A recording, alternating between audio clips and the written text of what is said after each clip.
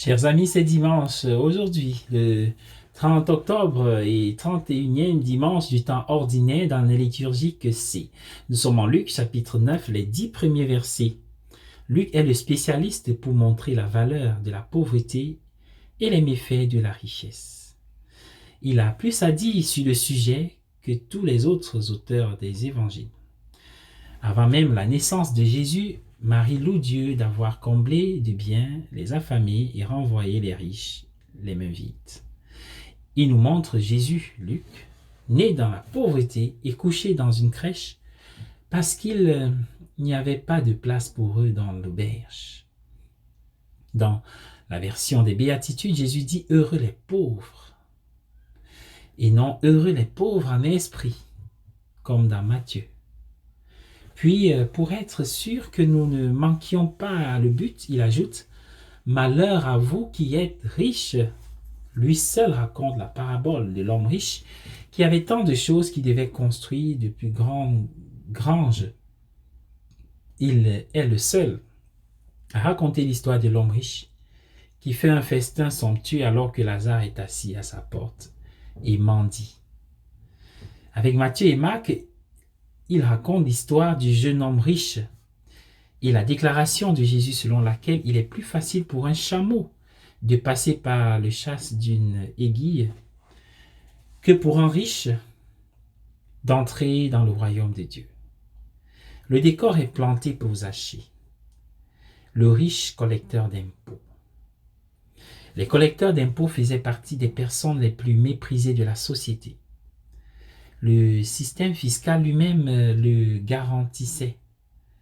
Leur salaire était constitué de shekels qu'ils pouvaient extorquer à leur propre peuple, en plus de ce qu'ils collectaient pour les puissances romaines occupantes.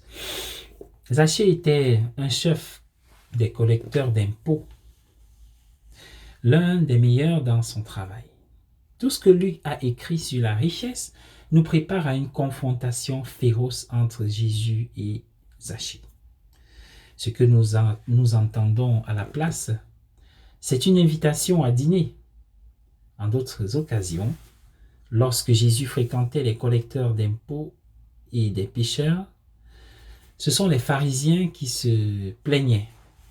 Mais en cette occasion, tous ceux qui le voyaient se mettaient à grogner en disant « Il est allé se faire l'hôte d'un pécheur ». Tous, même ses propres disciples, où devons-nous nous situer dans cette scène?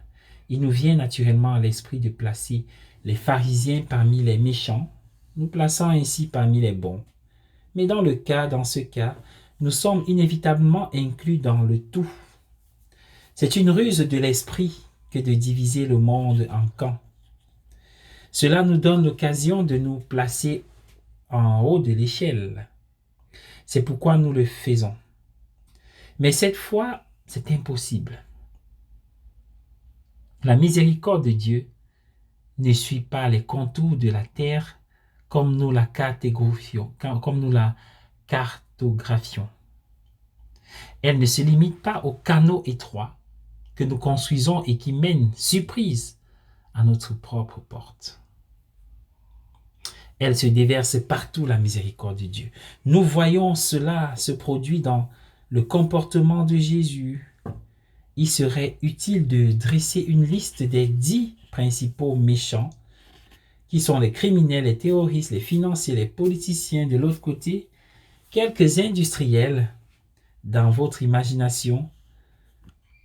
Asseyez-vous avec eux,